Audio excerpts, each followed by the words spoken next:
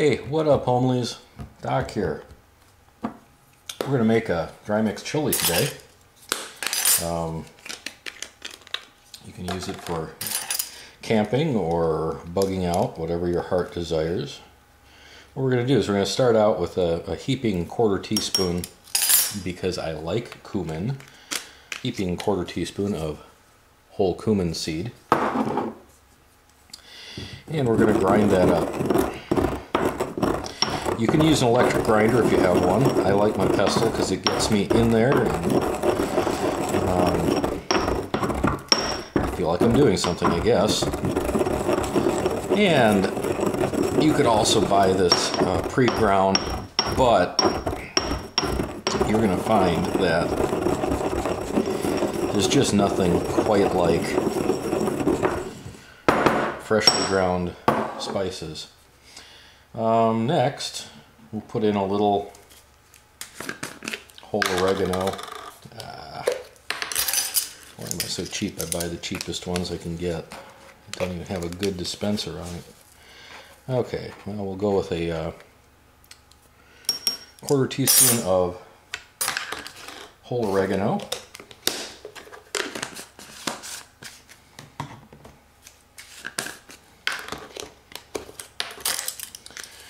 And a more or less heaping teaspoon of basil, because I like basil. And we'll just give that a little mush. Not as necessary to mush up those, but it does help to release their essential oils.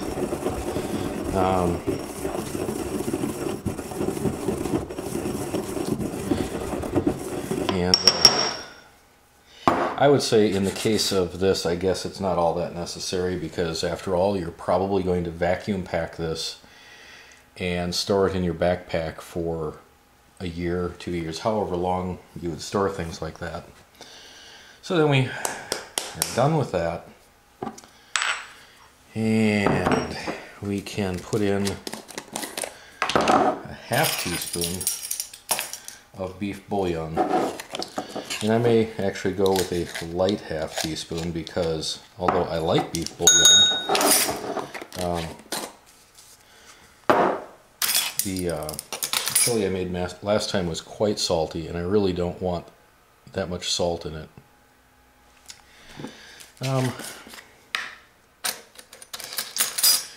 Then we need a quarter teaspoon of garlic powder.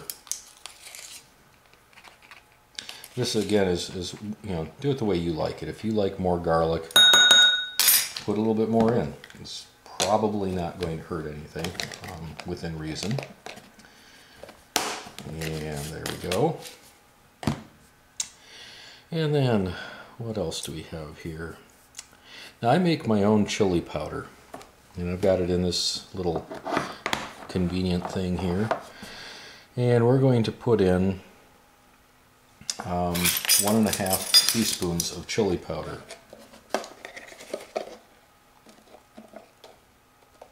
And of course, my can doesn't allow for a teaspoon measure to go in there and come back out adequately, so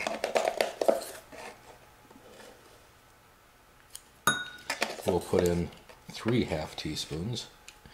And this you can get a little nuts with if you like, which you didn't see that. Oh, sorry dear, didn't mean to brush that off on the floor. I guess I'll be cleaning that up. Okay. Those are the dry ingredients. Well, they're all dry ingredients, but the non-powdered ones. Oh, we have one more powdered one.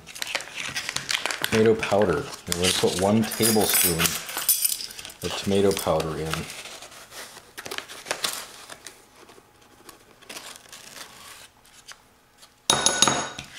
Yeah. Now these are all from Harmony House. You can use who you like.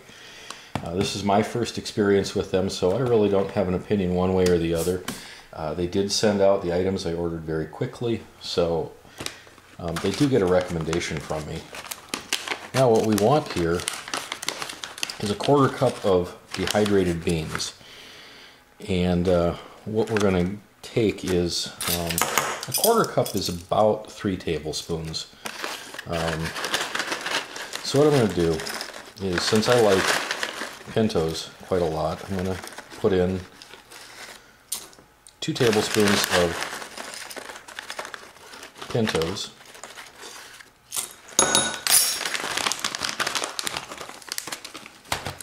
And 1 tablespoon of black beans. You don't have to do that. You can use all pintos, you can use all black beans. You can do whatever you want to. It's a free world. Hopefully a little bit more free in 2012 when Paul wins the presidential election. Let's see, we need 1 teaspoon of chopped onion.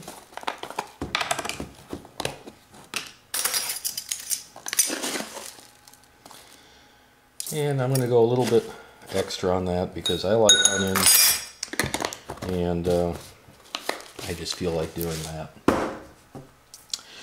Jalapeno dices. And the chopped onions actually came from Costco, not Harmony House. Get them where you want to. They were pretty cheap at Costco, so I bought these big Kirkland containers. Now, jalapeno dices. About a ½ a teaspoon, maybe a little more if you like heat. I like heat, so it's a little over ½ a teaspoon, about 3/4. And we've got about a 1.5 teaspoons of tomato dices to put in.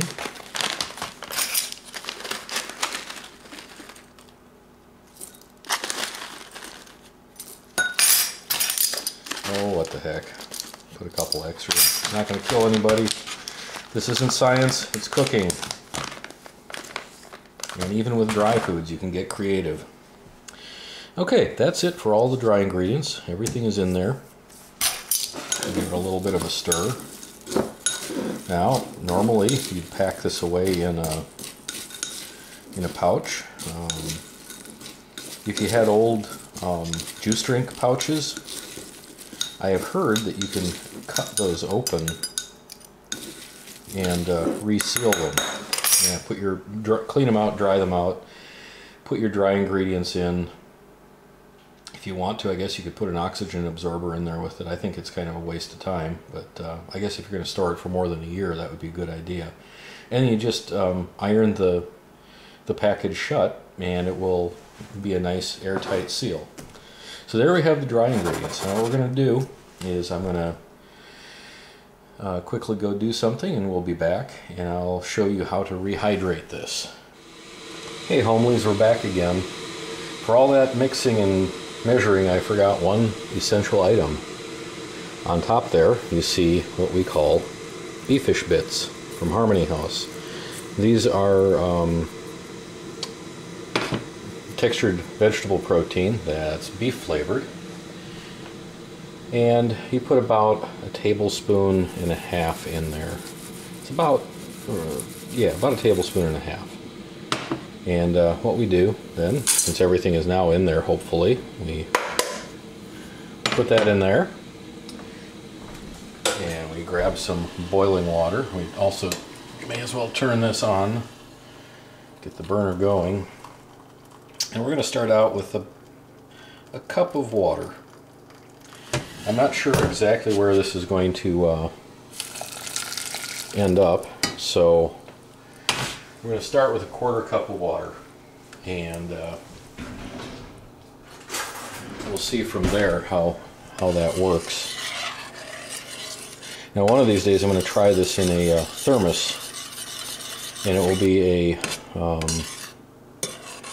a method of cooking it where you don't you don't add additional heat. You just depend on the residual heat of the boiling water that you put into the thermos to hydrate and cook everything. Really nothing in here needs to be cooked, it just needs to be rehydrated. So we're going to give this about, turn it down for one thing. We'll give it about 5 minutes and come back. So So 5 minutes on the timer. And we'll be back. Okay folks, we're ready for the unveiling. And voila. Turn the heat off. So 1 cup was about right. It probably could have gone a little bit less. It's just a touch bit runny, but that's okay. The way I'm looking at it, maybe more beans and less beefish bits too. But it's not too bad looking. So what we're going to do here is back it up a little bit.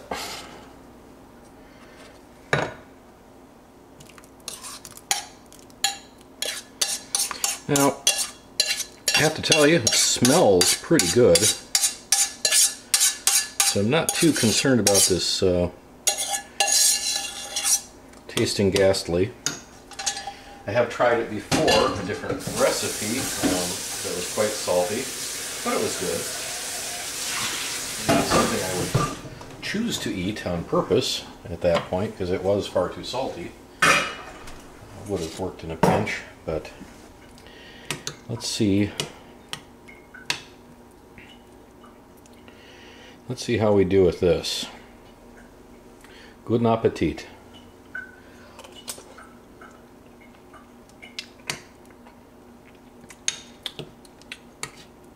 Well, apart from being flippin' hot, okay, I could cut back on those jalapenos a little bit.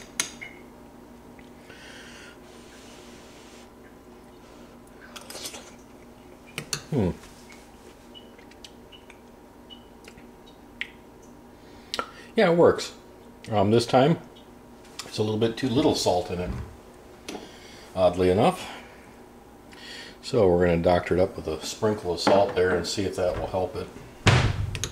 Things do need to be seasoned properly. If they aren't, your taste buds aren't going to recognize the flavors that are there.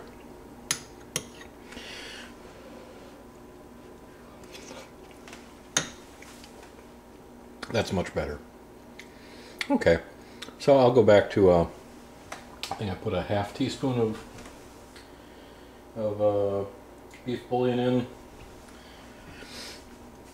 Yeah, I think I'll go back to that ½ teaspoon. I think I put a little bit less in, so I'll go back to a ½ teaspoon fully, and I think that'll do it. Everything's rehydrated well. The beans are really nice. I think I'll increase the number of beans, decrease the amount of beefish bits. Now, I'm not sure if it's the beefish bits that are doing this or the tomato powder. I have a feeling it's the beefish bits. There's a little bit of bitterness in there. Not completely unpleasant, but not great. Anyway, everything has rehydrated well. The tomatoes are great. The jalapenos are nice. So, there you have it. That is my dry mix for chili, which is slightly out of frame. And I will post the recipe with any adjustments I make to it in the information area below the video. And I hope you enjoy this. Take care, folks. Oh, before I forget, I just wanted to mention something that these things I get from Harmony House, not to diss Harmony House at all, but many of us are interested in doing things on our own, and this would be very simple. Doing your own tomatoes, dehydrating them, very simple. Your own beans are very simple to dehydrate. All you have to do is cook them like you normally would, get them nice and tender, and cool them, and then put them in the dehydrator and let it go until they're dry. Now, I haven't done that myself yet, so I don't know how long to put them on or for what temperature to put them at, but you get the idea. You can do this on your own. Same thing with rice. You can cook rice and cool it in the refrigerator, and you know, that will kind of give it a crumbly texture. It won't be so sticky. And then you can take your leather tray, fruit leather tray, in the dehydrator and sprinkle the rice on that, and then dehydrate that, and you've got rice for dehydrated rice for using in dry mixes. So, just another idea for you. Take care, folks.